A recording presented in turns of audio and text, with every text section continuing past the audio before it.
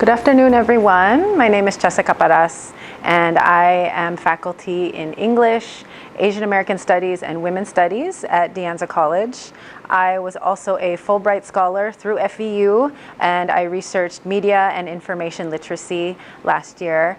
So my research interests include digital literacy, or how to teach students to better utilize new digital tools, how to use them ethically and effectively, and to improve their livelihoods and the livelihoods of others. So my talk today is on AI, education, and the future of work. And the goals for today are to first just give a sort of general background of artificial intelligence. I think a lot of you have probably heard about it. But also talk about the way it's impacting education in terms of what students are doing and what it means for the culture, the purpose of education. And also talk about how careers are changing as a result of artificial intelligence, because there's a lot happening. But I want to start off with this quote because I think it'll show us what the stakes are, why we have to understand what artificial intelligence is and how it works. So Johann Hari, in his book Stolen Focus, says, "Take care what technologies you use, because your consciousness will, over time, come to be shaped like those technologies." So it's important to understand how these new technologies work, because they are changing our brains, which means they're changing not just how we think, but also then how we act in the world. And if any of you remember what life was like before a cell phone, maybe I'm just old, then you'll see that those new technologies have really transformed not just how we think, but also how we act and what we believe is possible. So that's why I want to talk about AI today. And you've probably heard a lot about AI in the news. People are talking about it as the fourth industrial revolution. But what's I've noticed in these reportings is that it's kind of an imprecise way of talking about AI. There's a lot of AI is coming to destroy humanity, or it's going to take all our jobs, or we're going to have Terminator running through the streets. That's not exactly accurate. Yes, there are new robots being trained and new forms of machine intelligence, but we're not at Terminator stage yet. So I want to first give some definitions of AI to help us understand kind of what are these technologies that we're working with. John McCarthy was one of the co-authors of the paper that first used the term artificial intelligence. This was back in 1955, okay? And he called it the science and engineering of making intelligent machines, okay? Which is kind of helpful, but also not very helpful, because what does it mean to have an intelligent machine? Well, it's probably more helpful if we also understand what is intelligence. So according to the Oxford Dictionary, intelligence is the ability to acquire and apply knowledge and skills. So, as students, we become intelligent as we learn new things and apply them in our lives. Same thing with machine intelligence, right? It's a machine that can learn things and then apply that knowledge in new situations. So another term you might have heard in relation to artificial intelligence is machine learning, okay? And this is where we're really thinking about how machines are being trained to learn new skills. And the definition is, it's the part of AI that studies how computer systems can improve their perception, knowledge, decisions, or actions based on experience or data. Okay, so you can see that a lot of the definitions are really drawing from what we already know about intelligence. How do we learn new things, right? We get new information, we perceive new things, we make decisions, and we act on that knowledge. So that's a very general definition of AI, or artificial intelligence. What most people are talking about now is a smaller form, or like a subset of artificial intelligence, and that is generative AI. That's another form of AI, and probably the most popular form right now is, if you recognize this logo, ChatGPT. Maybe some of you have it pulled up on your phone right now. But generative AI refers to computer systems that can produce or generate various forms of traditionally human expression in the form of digital content, including language, images, video, and music. So what makes it different is that it generates new content, okay? And so it's really important because the definition that says it's like traditionally human expression, these are things that humans used to be able to generate. We used to have to depend on humans to write new text, right? To create a new image. But now generative AI can do it. And the way that it does it is through what's called large language models. So maybe some of you have heard of the term large language model, but I want to show you how they work by giving you a little test, okay? Fill in the blank. You see we have a sequence of shapes in different colors here, and there's a blank. What should go in the last slot there? What should go in that blank? Circle? What color? Blue? Okay. How did you know?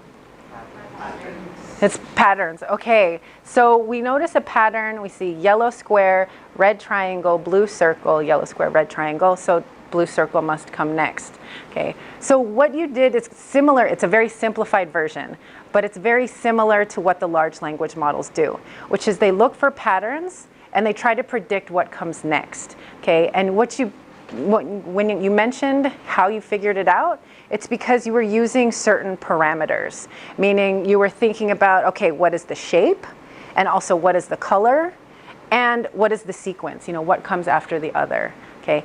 So think of a large language model as a similar machine that uses parameters, except instead of shape and color, it uses parameters like how often a word appears in a sentence or appears in a paragraph, how close it is to other words, how often it appears with different words in the same chapter. So those are how it makes its predictions. It uses like millions of parameters, lots and lots of parameters to figure out what is the appropriate text or that should come next. Okay. It's very exciting, but these large language models have been adapting so quickly that they are starting to impact a lot of our jobs, right? Think about if we used to have humans writing text and creating images. Now that we have machines that can do it, it is going to impact the work that we do, okay? So there's one study of the impact on jobs in the US that says AI models, including GPT-4, which was until maybe like 2 days ago, the most recent version of GPT. All of those software tools would heavily affect 19% of jobs, with at least 50% of the tasks in those jobs exposed, right? So what that means is 50% of the work that you would do is now exposed to the changes in AI. And some of that is great. Some of it is like, oh, great, I don't have to write a million emails anymore. ChatGPT, you saved my life. Okay. But what's interesting about these new revolutions in technology is that in contrast to what we saw in earlier waves of automation, higher income jobs would be the most affected. So we used to have, sort of more manual labor being automated. Think about cars and, different things that we would construct that have been automated with machines.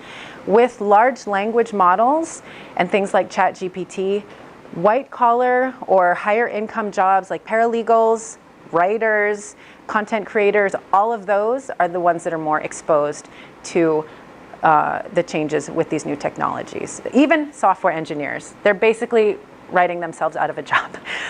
But there you go. But it doesn't have to be completely destructive, right? If you learn how to use the tools, if you learn how to work with them, they can actually make your job easier, better.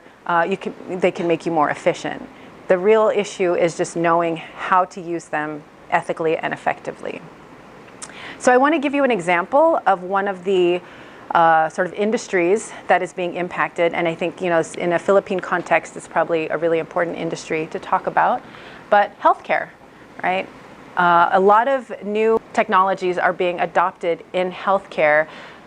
Probably one of the easiest ones to predict is like transcribing patient notes. Because ChatGPT can write text really easily and really quickly, it's like I don't want to have to write every patient's story. What it will do is it will write a sort of template. Okay? And then you just have to kind of add in different specifics for that patient that you're working with. Okay? But what's really interesting about AI in healthcare is also the ways that it's being used for detection, diagnosis, and treatment. So remember that these are pattern-making machines. Like, they try to spot patterns and then fill in the blank. So in terms of detecting new diseases, or let's say cancerous cells, right? It uses these predictive models. Right? And same thing with diagnosis. As opposed to just giving a patient a generic, oh, you have diabetes, let me give you, the generic treatment for diabetes, it uses more statistical data and modeling to say, well, based on your income, your gender, where you live, and your family history, it's most likely that this type of diagnosis and treatment is the right one for you. Okay? So it's allowing us to have a little bit more of a specific response to patients in the healthcare setting, and more tailored to their specific experience. However, remember that it's also based on previous data, patterns that it's seen before. And I'm going to talk a little bit about what happens when you don't have accurate data to make your predictions. But the one thing I do want to emphasize with this example is thinking about AI not just as a new tool, but as a structural driver of change. So what that means is it's not like having a nicer pencil, right? But it's like, imagine the changes that came around with the phone, right? Or with the car. It didn't just allow you to do what you did a little bit faster. It changed the whole social structure, right? Think about a car, for example. It's not just like, oh, well, now I can get there faster than walking. But it literally changed our structure in that we could start to build things further away. We could start to travel further away. We had to build new infrastructure. So that is kind of the changes that are going to come with these new AI tools. The very structure of healthcare could change. But there are problems. There are definitely limitations, okay? And you've maybe heard some of these concerns as well if you've been reading the news. The first is privacy and this idea of the ideal patient. Because AI and these models depend on lots and lots of data, they then need lots of your data. So all of your health history, all of your family's health history, any concerns that you might have had, any weird test results, all of that, they want all of it. And so what's happening is that now these companies want more and more of our information, and especially like our biometric information if it's in the context of healthcare.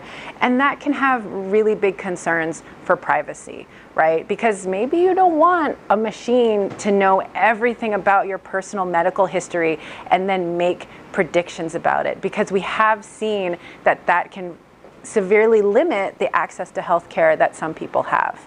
If you think about pre-existing conditions. Another concern is the inability to validate results from generative AI. And if any of you have ever used ChatGPT to write an essay, I'm sure you haven't because you're all, really honest students, you do your own work. But if you know someone who has used ChatGPT, you'll know that it doesn't produce the same thing every time, right? Even if you ask it the exact same question, it will give you a different answer, a different essay. So similarly, when it's producing diagnoses or treatment plans, it's really hard to validate whether this is the best one, because each time the model spits out something different. So you're like, is this the one that I should be using? How do I know that this is the ideal one? And of course, the problem is ChatGPT and other large language models can't explain their own thought process.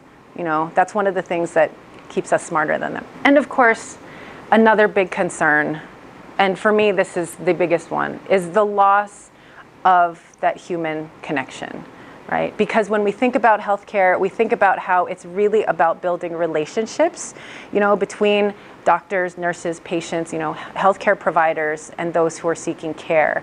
And when we're talking about care, we really want to talk to a human, right? We want to feel like a human sees us, knows us, understands us, not just a bot that says, as a large language model, I cannot answer that question for you.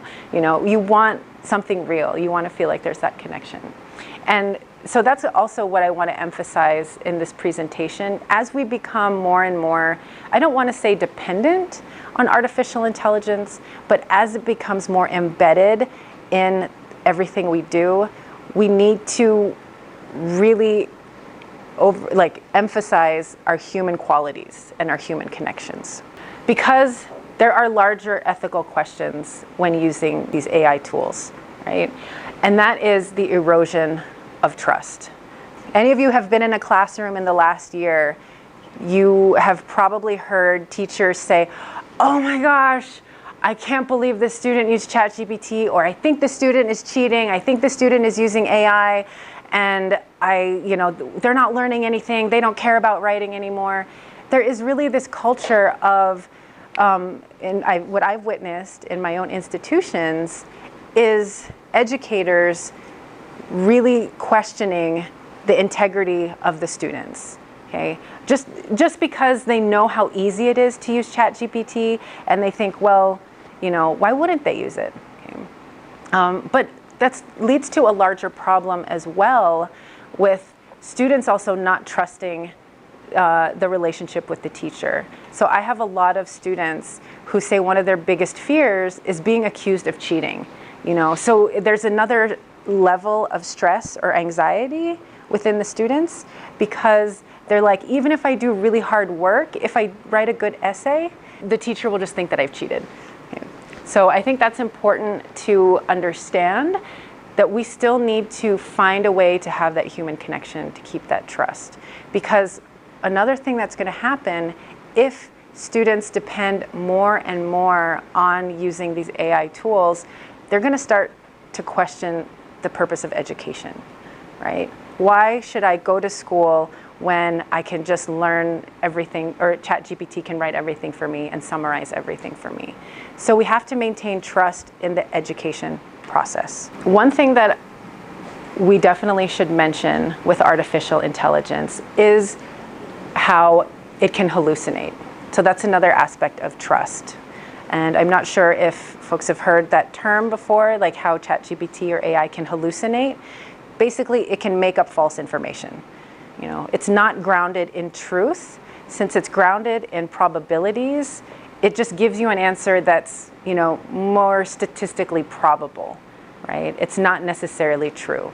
If you ask it for, a recommendation for a recipe, it'll give you not something that it knows tastes good. It'll just give you something that, it has matched a pattern from previous recipes and tries to find that. Oftentimes they're okay, but sometimes you cook it and you're like, I don't know what this is. I don't know what they were thinking, right? So it can hallucinate. It can create falsehoods. That's really important to remember. It is not grounded in fact, okay? And it can also be specifically, intentionally used to create falsehoods, right? A lot of people have been using AI to create deep fakes, because you can use artificial intelligence to record someone's voice. You just need 3 seconds of a recording of their voice, and then AI can create an entire conversation using that voice. So there have been scams that people have done where, let's say you call someone up on the phone, even if it's the wrong number, and just the 3 seconds where you say, hello, sorry you have the wrong number, AI can then build an entire conversation using your voice from those few seconds. And they've used that to then, create a scam where the scammer will call your parents and pretend to be you and say, oh, I've been kidnapped and I need money. Send me money. Okay. That you've also heard of deep fakes. Yes, maybe you've seen some deep fakes, right? So AI can do that as well. All it needs is just like a small recording of your face, your facial expressions, you talking, and then it can generate an entire video on that, and that can also use your voice. So that has a lot of implications for how we move through the world, right? Again, this is a structural driver of change. It's changing the structure of our world. And I think, again, folks here in the Philippines are no strangers to the challenges of mis and disinformation. Okay? So Martin Ford, in his book Rule of the Robots, he's talking about deep fakes, and he has this great statement saying, we will have to somehow learn to navigate within a new and unprecedented reality, where what we see and what we hear can always potentially be an illusion. Okay? So it's kind of stressful, maybe a little scary, to think that the world that we're moving into is one where potentially everything is an illusion or false, right? A fabrication of reality using artificial intelligence, right? You might think, that really looks like Chesa, maybe that's her, but maybe someone will take this recording and then create some, deep fake of me saying that you should, I don't know, do something really bad. Don't believe it. If it's telling you to do something bad, it's not me, okay? Stay in school, do your, yeah, all that good stuff. So anyway, it's, again, this is part of that erosion of trust, right? When we have a culture that is surrounded by, we don't know what's true anymore, it can be really stressful. But I don't want to be like all doom and gloom, right? Because that doesn't mean that we don't have to walk through the world afraid. What we really need to do is understand how these falsehoods are generated and how they work. Okay, so let's go back to that idea of the large language model and how it's being trained. Because when you have a model that's trained to find patterns, if there's a piece of data missing, then of course you're going to get falsehoods, right? If you're trying to predict diabetes in a population, but you only have data from a specific race, okay, then your patterns are not going to be applicable to people of a different race, okay? And that's one of the things that has actually been concern with artificial intelligence. So remember this pattern that we saw, and what was the answer again? Blue circle, right? How many? Sure, yeah, definitely blue circle. But what if we think that this is not a sequence of 3 things being repeated? What if we saw it as a sequence of 6 things being repeated? What if the sequence is square, triangle, circle, square, triangle, star, and then that is what gets repeated, okay? So we wouldn't know that because we didn't have enough information. We didn't see the rest of the sequence. We made a prediction based on what we saw, but we didn't see everything. And that is also one of the concerns with AI, right? Especially generative AI, which is trained on stuff that's on the internet. And I don't know if you've read the internet lately, but there's a lot of bad information out there, okay? If we think about it that way, when it's missing data, you're not going to get an accurate model. You're not going to get an accurate prediction. And there are a lot of cases where this has happened, where tools that have been trained on sort of bad data or missing data are then producing something that's perpetuating that misinformation. And so I want to give you an example. In 2013, UN Women ran a campaign called the Autocomplete Truth. Are folks familiar with autocomplete? You type in a Google search and it just fills in the rest of it for you, like, oh my gosh, how did it know that that's what I wanted to ask it, right? But the campaign was actually to see how Google Autocomplete thought about women. If you put in the phrase, women should, or women need to, it'll autocomplete for you. And so some of the results they found is when you put in women need to, it says women need to be put in their place. Women need to know their place. Women need to be controlled. Or if you typed in women shouldn't, it auto-completed women shouldn't have rights. Women shouldn't vote. And then same with women should. Women should stay at home. Women should be slaves. So none of these are true, okay? But they are statistical probabilities that Google Autocomplete found. It's really important to understand, I think a lot of times when we go to Google, we sort of assume that it's going to give us something close to what we're looking for, right? But if we stop to think about how do these models actually work, then we can think critically about why did it complete that? Why did it complete that sentence in that way? And we'll say that, oh, well, a lot of the stuff written on the internet is written by men. Actually, the majority of content on the internet is written by men. So that is why you might see things that have maybe a more misogynistic view to them when you get the autocomplete results. So I give this example not just to say that AI is bad and it has a lot of faulty information and gives falsehoods. I give this example because I also want to say that when people organize and draw attention to these limitations of the technology, things can change. So after the UN ran this campaign, Google revised its search so that it would no longer reproduce misogynistic content, right? So you can actually curate the AI. You can actually dictate, whether or not it's going to reproduce misogynistic or racist or any kind of hateful content. So there is the possibility of regulation. Okay? So knowing that if we know how the technology works, we're aware of its limitations, and we're able to draw attention to the problems within the technology, we can make changes that are less harmful to people. And that is what I think the role of education is in this time, right? AI is not going to replace teachers. Okay? AI is not going to replace writers, because we need teachers, we need experts, we need writers to supervise the AI. Okay? And that's what education should be for now. Okay? And so I want to give this quote about AI literacy. As you know, as I mentioned before, I study media and information literacy. AI literacy is a large component of that now. Okay. And this is the Modern Language Association and the 4 Cs, or the College Composition and Communication Conference. They had a joint task force on writing and AI. So they're really looking at what is the state of writing now. And they said critical AI literacy is now part of digital literacy.